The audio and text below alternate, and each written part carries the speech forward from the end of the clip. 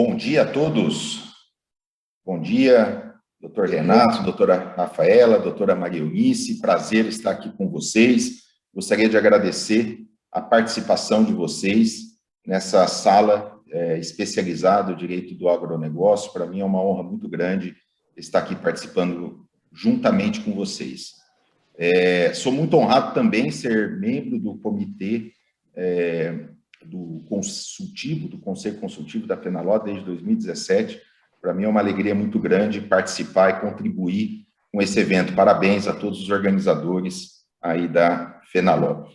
Gostaria que cada um de vocês fizesse uma breve apresentação e aí podemos seguir para o nosso painel. Fiquem à vontade, doutor Renato. Bom dia, Felipe, é um prazer estar aqui. Rafaela, ótimo revê-la. Doutora Eunice também, prazer conhecê-la, ainda que remotamente, como a gente acabou de comentar. Eu acho essa temática super relevante, atual, e a gente, sim, precisa mesmo, acho que muito bem colocado pela comissão, para que a gente possa estender, né, e dividir esses conhecimentos e desafios que a gente ainda terá pela frente aí nos novos instrumentos e inovações da chamada Lei do Agro. Perfeito, doutor Renato, obrigado. Doutora Rafaela.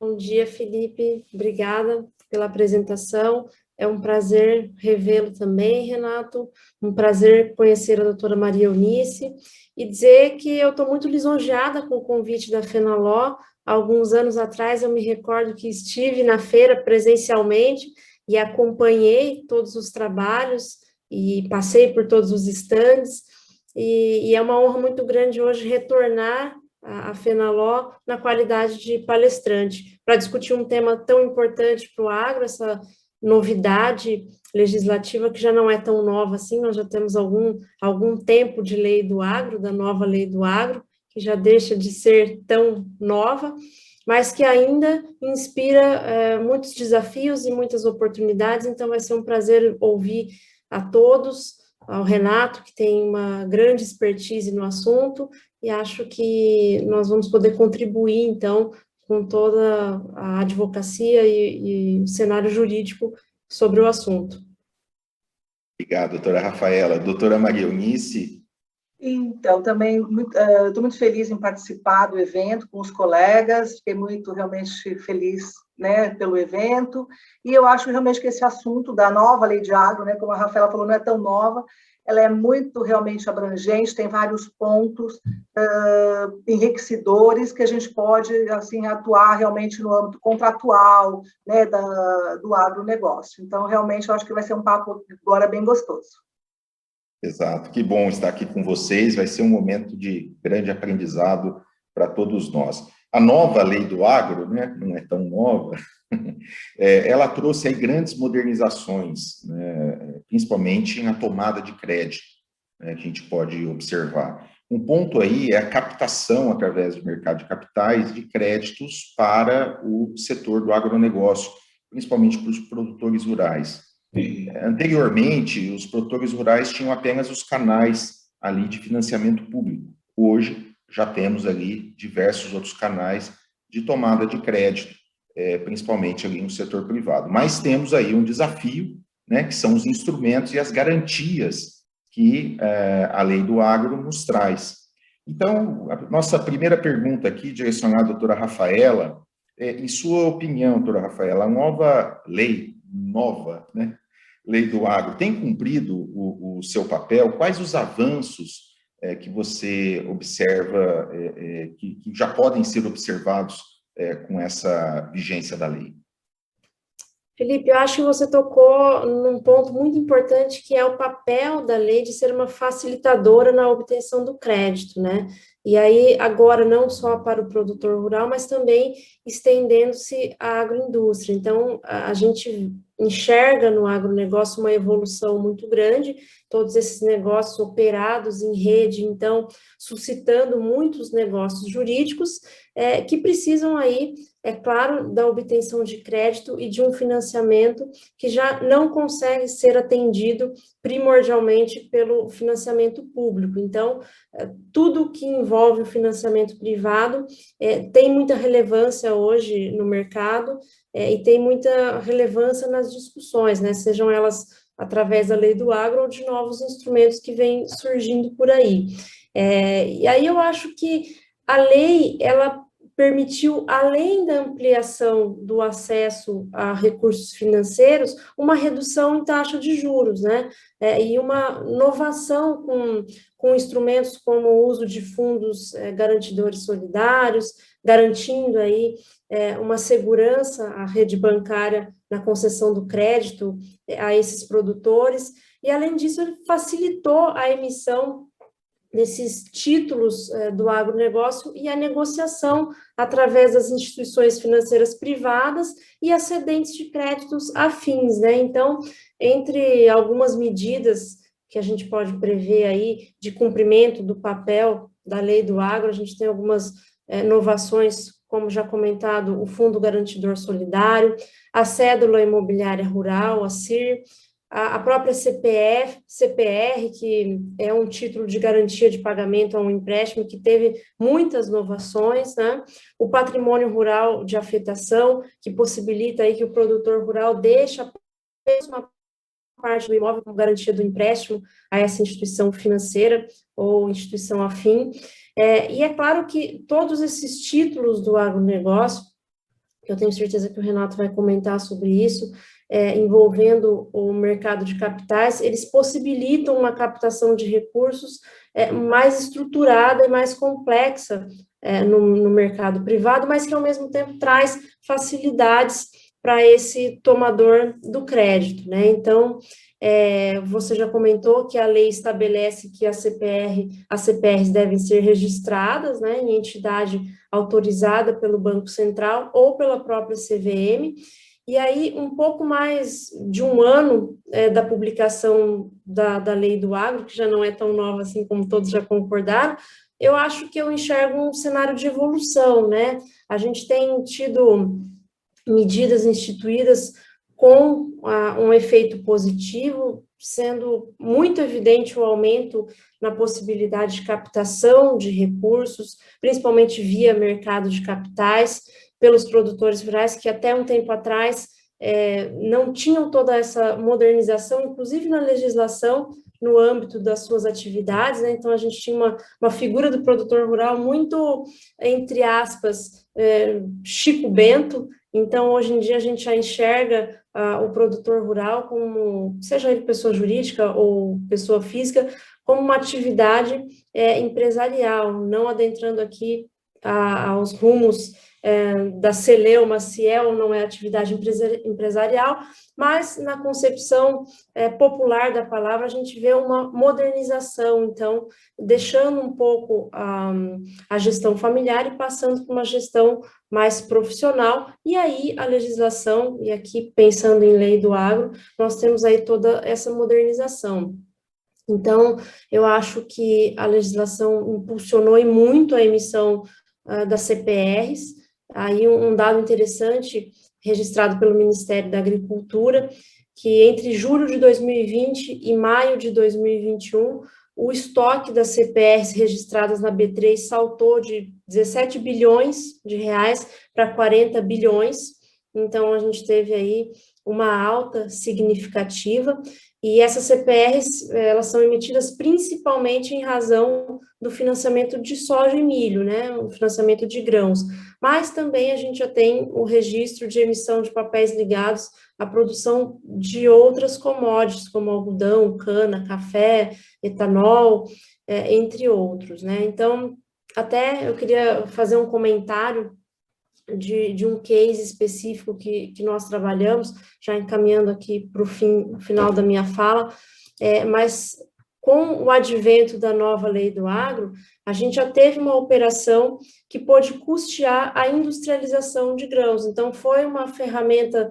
de inovação da lei do agro, que possibilitou, então, um acordo entre uma cerealista para fazer o esmagamento de soja, e então custear via CPR essa industrialização da soja in natura. Então, se antes a gente só poderia emitir CPR lastreando o grão in natura, né? Agora a gente já conseguiu custear a industrialização desse grão. Então, foi uma cédula de produto rural de aproximadamente 30 milhões de reais, que industrializou e permitiu a industrialização de 12 mil toneladas de soja, né? Então, a gente tinha aí, de um lado, como parte do contrato de prestação de serviço, a cerealista, e uma agroindústria terceirizada que emitiu a CPR física, né, nessa modalidade.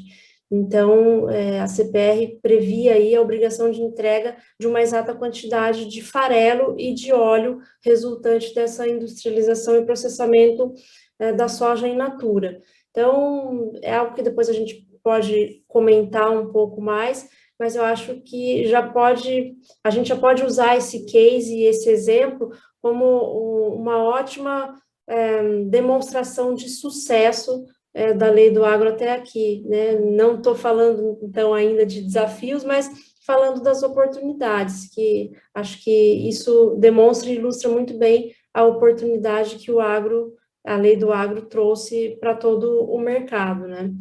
Então, eu te devolvo a palavra, Felipe, fico à disposição para a gente falar um pouco mais das considerações finais, mas estou ansiosa para ouvir o Renato. Excelente, doutora Rafaela. De fato, a lei do agro veio modernizar toda a concepção, principalmente de crédito. Isso facilitou muito, nós precisávamos de fato isso. O Brasil tem aí uma força muito grande, inclusive puxado pelo PIB em relação ao agro, e não podemos aqui desconsiderar também o apoio que todas as instituições financeiras, especialmente os bancos, que vêm se especializando no agronegócio, e também as cooperativas de crédito, que vêm aí contribuindo muito com o fomento, vem contribuindo como um todo.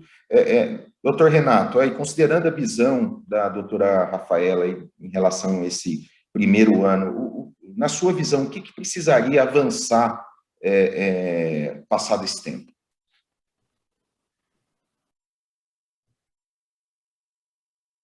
Doutor Renato, está no mudo. Desculpe. Felipe, obrigado. Rafaela, parabéns pelo sobrevoo. Achei uma visão macro, assim, super interessante. Eu só vou reforçar aqui alguns aspectos.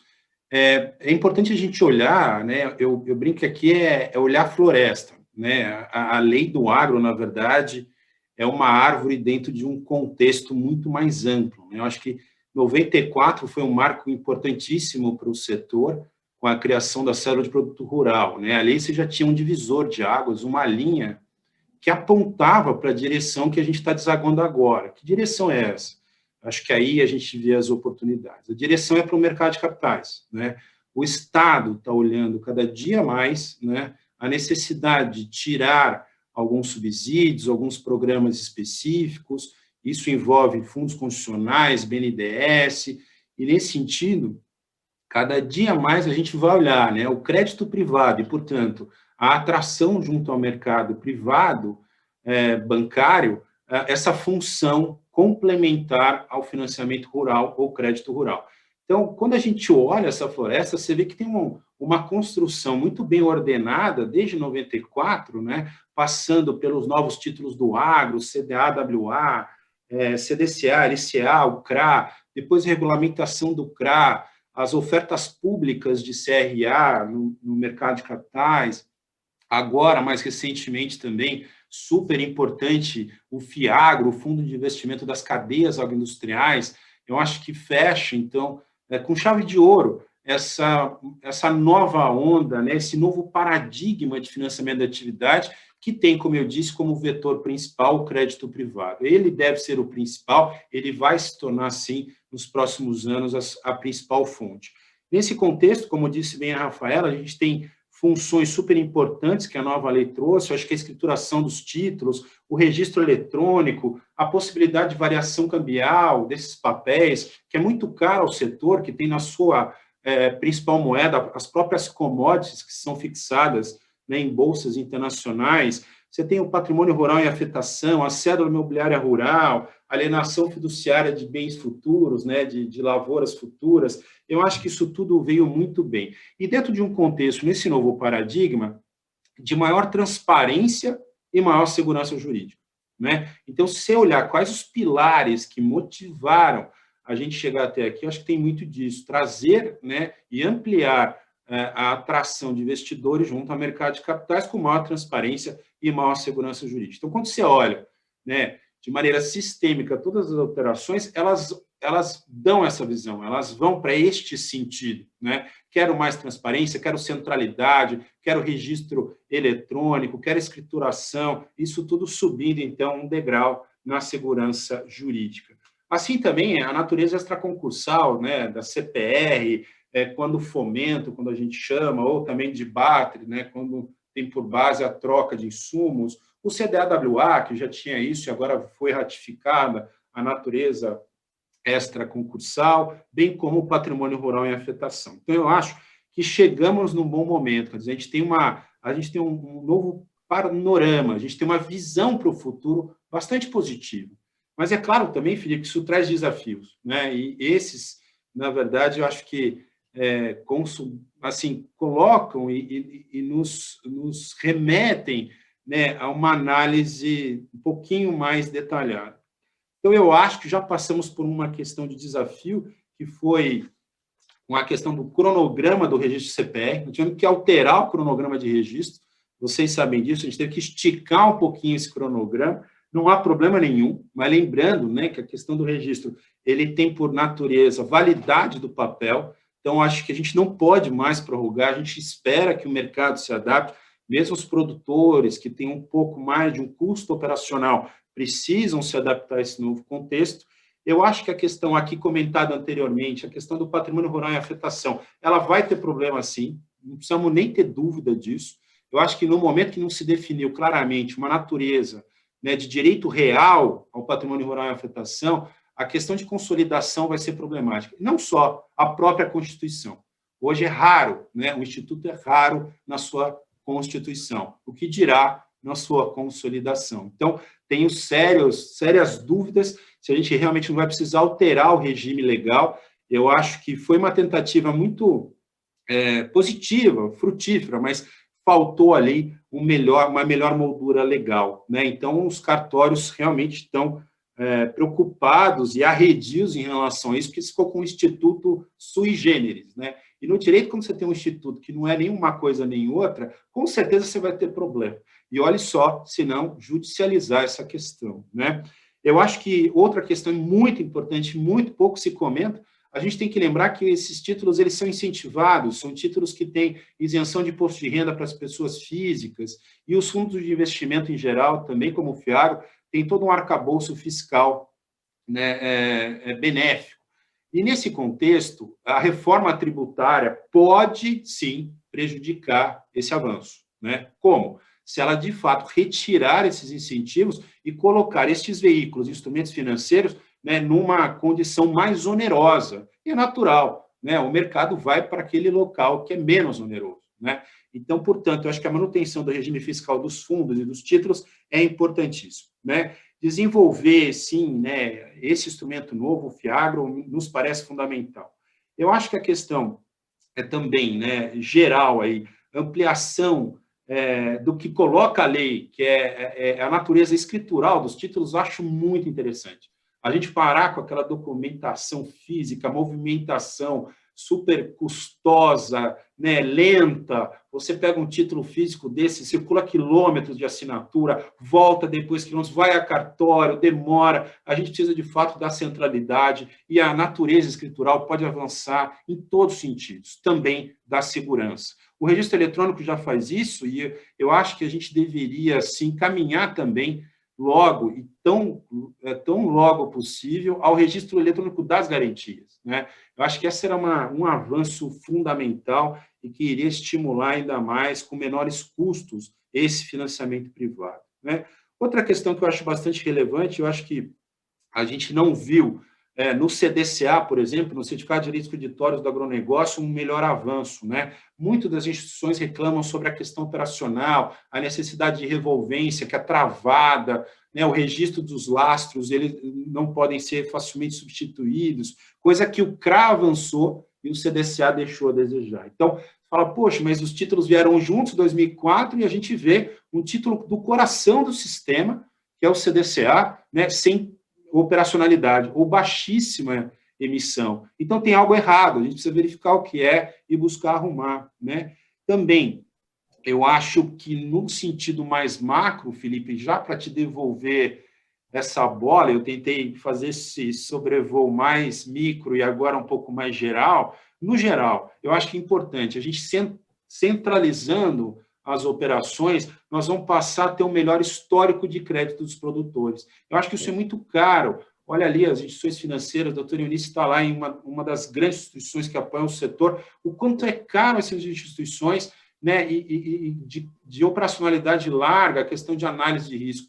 Então, isso tem que ser mais barato, tem que ser mais fácil, tem que ser mais centralizado. Então, criar esse histórico do risco do produtor, eu acho fundamental, e essa centralidade poderá avançar nesse sentido. A outra questão, eu acho que a gente teve reforma da lei de recuperação de empresas, que toca a questão, até pude participar ativamente nas alterações da lei, naquele capítulo em relação à RJ do produtor rural. Né? O que a gente precisa e espera? Que os precedentes venham a confirmar esse novo contexto. Se você tem um novo regime legal, é importante que o Poder Judiciário ratifique aquele entendimento que deu construção a um novo normativo. Né? Então, a emenda ao seu Moreira, ali, à época, né, da tramitação da lei de recuperação, foi extremamente relevante, porque ela foi, me parece, equilibrada, ela concedeu parte, mas ela reforçou, né, outras questões relacionadas a alguns títulos, em especial o CPR, a questão de requisitos mínimos que devem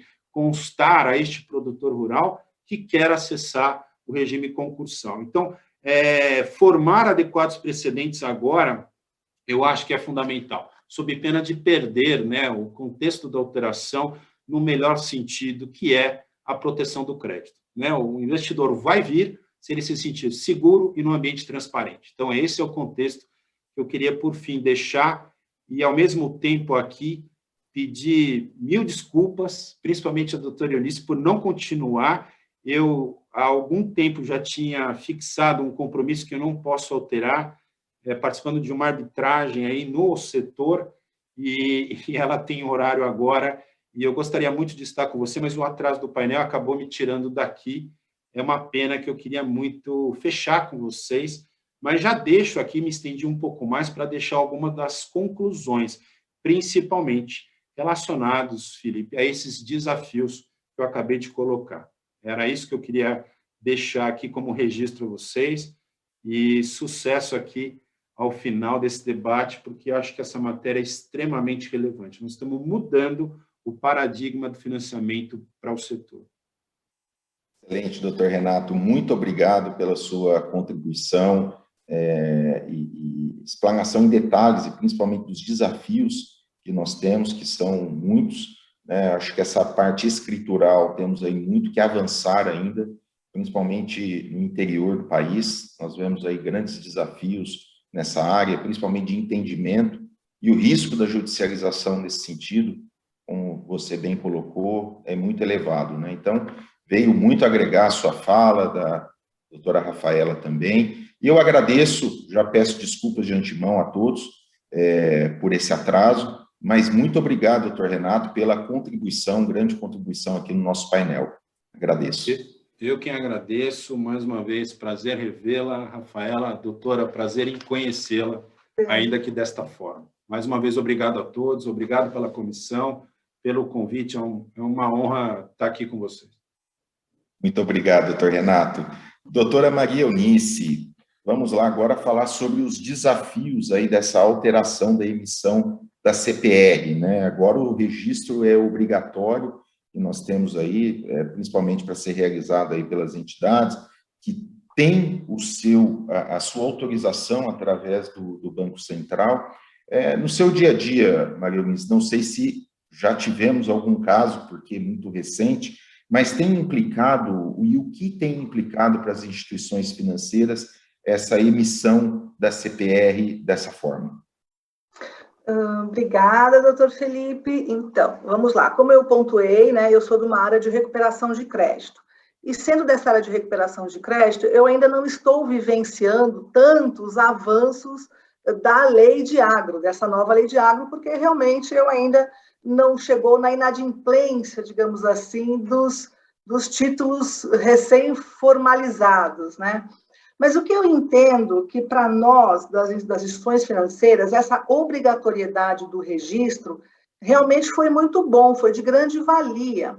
Porque nós, antes de termos essa obrigatoriedade, nós não tínhamos conhecimento de quantas CPRs existiam no mercado e circulavam no mercado, né? Nós só tínhamos, caso fizéssemos consultas junto aos cartórios de registro de imóveis, né? E como sabemos, os cartórios de registro, eles dão publicidade desde que solicitados, né? Aqueles que solicitam a certidão, senão eles não vão dar nenhuma informação.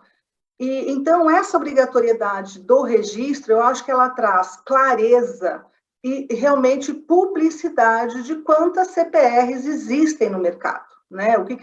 Como elas são emitidas, né? Valores, vencimentos e tudo mais. Então, para nós, da instituição financeira, o que eu vejo que essa obrigatoriedade, ela traz clareza, inclusive na alavancagem de crédito, porque, por exemplo, se eu vou dar um financiamento, né, e considerando que a CPR é uma das ferramentas mais utilizadas, né, principais para o agronegócio, para a tomação de, né, os produtores tomarem os créditos para poder a atividade deles, exercer a atividade deles, para nós, instituições, é muito seguro, porque hoje eu tenho um canal que me diz quanto que um tomador de crédito está, né, alavancado no mercado, o que ele tem de garantia, e eu consigo mensurar, na análise de crédito, a capacidade de pagamento frente à produção. Então, para nós, eu acho que realmente, na instituição, para a recuperação, eu acho que isso é um fator realmente muito importante. Sem também os outros fatores de ser agora CPR escritural, que o doutor Renato comentou, que a doutora Rafaela comentou, tem toda essa questão que realmente vai agilizar aí a nossa recuperação judicial, né?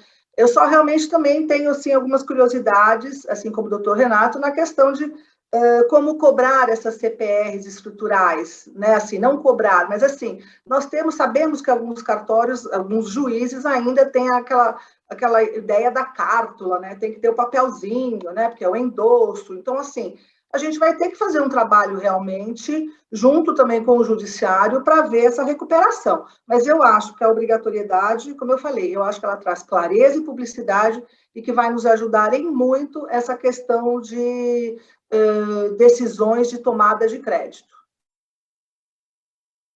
Eu tenho essa visão. Excelente, doutora Maria Eunice, agradeço a sua contribuição, visão aí, principalmente em relação à instituição financeira, bancária, que traz aí, de fato, o dia a dia nosso, né? E dentro dessa visão, doutora Rafaela, que a doutora Maria Eunice colocou, o doutor Renato também, principalmente aí dos desafios que nós temos e dentro aí do seu dia a dia da advocacia, quais são aí os principais pontos que você considera aí de maior relevância e de atenção, tanto para as instituições, para o tomador, quanto também para quem faz ali sua tomada de crédito? Felipe, eu acho que quando nós escutamos atentamente tanto a fala do Renato quanto a fala da doutora Maria Eunice, palavras como segurança jurídica, transparência, são sempre muito aventadas. Então, eu acho que o mercado espera isso e essas negociações, então, acabam absorvendo essa necessidade, né? Então, hoje, para que nós tenhamos essa segurança jurídica, não existe só um lado da moeda, então, é algo que vai surgindo em cadeia e que nós, para chegarmos à ponta da instituição financeira, para que possa trabalhar com segurança jurídica, nós passamos por uma escadinha, né? Desde da tomada do crédito, desde a análise, e não esquecendo que muitas desses financiamentos privados que ocorrem para o produtor rural e também na agroindústria, eles acabam, por vezes, nem chegando às instituições financeiras, né? Eles ficam, pelo menos não chegando às instituições financeiras do ponto de vista tradicional. Eles ficam, às vezes, represados via mercado de capitais, com fomento de investidores, e tem ali todo esse arcabouço um pouco diferenciado. E aí, uma coisa que eu queria comentar da fala do Renato, até que ele trouxe para nós, foi o desafio do cronograma, né, do registro das CPRs, e é um desafio que eu enxergo que não é só com a lei do agro, mas se a gente for pensar um pouco na legislação ambiental, quantas vezes o prazo do CAR não foi prorrogado, como é difícil para o mercado e para o próprio governo, seja ele federal ou estadual, conseguir ter braços suficientes, né, para que possa colocar em prática toda essa inovação que a legislação nos traz. Então, a gente acaba perdendo, entre aspas, muito tempo sempre discutindo essas novas possibilidades legislativas, mas quando chega à prática, às vezes nós temos esses limitadores que fogem um pouco à mão, nesse caso das instituições financeiras e do próprio produtor rural, mas que entram aí num vício de sistema, né? Então, como é que vai ficar essa questão do cronograma? Tomara que ele não seja prorrogado, porque nós não suportaríamos, via mercado, mais uma prorrogação, né? Então, toda a questão que o doutor Renato trouxe também sobre a reforma tributária, que eu acho que tem que ficar muito bem transparente, como é que isso traria novas definições, seja para a lei do agro, para o FIAGRO, como o doutor Renato muito bem pontuou, mas eu acho que a mensagem que fica é desse entendimento que falta, às vezes, para o poder legislativo e até para o poder executivo, de entendimento do agronegócio como um negócio que se opera em rede. Então, às vezes, algo que acontece lá no seio da reforma tributária pode trazer consequências para toda a cadeia agroindustrial e desestimular o fomento a essa atividade tão importante para o Brasil, que é o agronegócio, e não esquecendo que, aí já fechando para devolver a palavra aos doutores, mas não esquecendo que nós estamos vivenciando um momento muito importante para o agronegócio brasileiro. Por quê? Porque o agronegócio brasileiro está em evidência, mais do que nunca, como o grande celeiro de produção e exportação de commodities agrícolas para alimentar o mundo e ser o grande produtor de fibras e bioenergia também. E aí nós temos alguns desafios do ponto de vista ambiental, por exemplo, muito bem marcados agora por toda essa onda ESG e por toda a necessidade de readequação do setor e por toda a necessidade de um redirecionamento de fluxos financeiros a projetos verdes. E aí eu acho que muito bem casa também as novidades da lei do agro, do FIAGRO, para conseguir trazer segurança jurídica para esse investidor no que toca a esse redirecionamento de fluxos financeiros a projetos verdes. Não é uma novidade da lei do agro, mas já é uma novidade legislativa que está por vir, a CPR verde, por exemplo.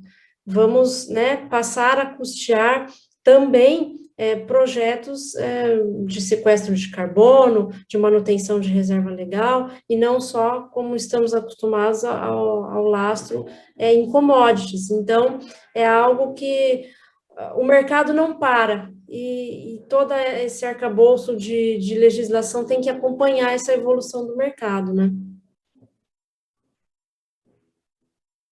Doutora Rafaela, todo esse arcabouço precisa acompanhar, de fato, essa modernização que nós estamos tendo, principalmente no agronegócio, e também uma preocupação bem colocada por você e pelo doutor Renato, a questão tributária, que é muito importante, que acaba aí, variavelmente, afastando investidores e também aí todo esse fomento ao crédito que é necessário. Doutora Maria Eunice, nessa esteira, principalmente do cadastro único, né, como que a senhora vê a facilidade em relação ao credor de fazer toda uma avaliação do cadastro único, né, do tomador do crédito? Como que a senhora enxerga isso aos olhos de uma instituição financeira e como que isso pode facilitar na análise do crédito como um todo do sistema financeiro à luz do cadastro único? Então, doutor Felipe, como eu estava comentando aqui agora, eu sou do mundo de recuperação de crédito, né? Então, assim, eu tenho essa visão sobre a ótica de recuperação. Mas eu acho que todas as informações contidas, concisas, que facilitem, né, as instituições financeiras a terem os dados, né, do tomador do crédito, a alavancagem dele no mercado, informações, tudo facilita muito a nossa atuação, como eu falei, para possibilitar a concessão ou não do crédito, dando uma segurança ao mercado e justamente também uma segurança na recuperação de crédito, né? É toda feita uma análise, ou seja, você não precisa ficar, está tudo conciso, está tudo registrado, você tem todas as informações.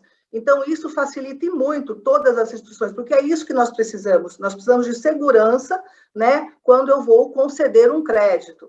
Então, se nós tivermos essa possibilidade de termos registros, informações, facilita e muito para toda instituição. Ela vai menos temerosa, digamos assim, na concessão de um crédito, né, porque ela tem todas as informações que podem possibilitar uma análise mais detalhada. É isso que eu entendo. De fato, doutora Maria Eunice, o custo que as instituições financeiras têm na avaliação de todo o histórico é muito elevado. Então, acredito eu que vem aí para facilitar como um todo. Infelizmente, estamos caminhando aí para os minutos finais do nosso painel. Essa brilhante apresentação, doutora Rafaela, doutora Maria Eunice, doutor Renato, que infelizmente por conta da hora ele precisou deixar. Eu gostaria que vocês fizessem, doutora Rafaela e doutora Maria Eunice, uma conclusão final do nosso painel. Então, doutora Rafaela, por favor. Ótimo, Felipe. Foi um prazer estar aqui hoje debatendo com colegas tão qualificados e tão atuantes no dia a dia do agronegócio. É uma matéria tão importante como a lei do agro. Eu acho que a mensagem que fica é que nós nunca vamos parar no direito e no agronegócio de evoluir. Então, essa evolução é contínua e eu acho que cabe a nós, enquanto advogados, operadores do direito, enxergar todas as oportunidades e enxergar também os desafios para que possamos contorná-los e contribuir, seja com o Poder Judiciário, Legislativo, Executivo, para que a legislação e o verdadeiro mote da legislação possa ser alcançado, né? Então, acho que a lei do agro já mostrou que veio e ainda temos muito pela frente. Obrigado, doutora Rafaela. Doutora Maria Eunice.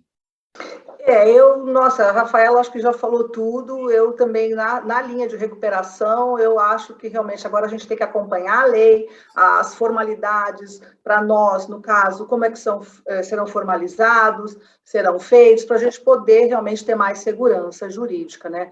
E eu fico muito feliz em poder aqui estar um pouquinho junto com vocês, aprendi muito hoje com vocês, e fico muito feliz, mas eu acho que realmente a gente tem vários ainda desafios, é uma lei muito abrangente, e que a gente precisa realmente todo dia dar um passinho a mais para poder, né, conseguir aí cumprir realmente todos os objetivos da lei. Com certeza, doutora Maria Eunice, foi um momento de muito aprendizado em relação a essas novas técnicas que a lei nos trouxe, Agradeço imensamente a presença da senhora, a presença da doutora Rafaela, o doutor Renato também, que esteve conosco, e de todos vocês que nos acompanham nesse importante módulo falando sobre as inovações aí da lei. Eu aproveito o momento para me despedir de cada um de vocês, com um agradecimento, e também para convidar a todos, hoje às 16h30, no nosso stand virtual da FENALO, nós estaremos falando sobre a advocacia na Inglaterra pós-Brexit, principalmente em relação às oportunidades e reflexões jurídicas. Nós estaremos com um convidado especial do escritório britânico, Fletcher Day.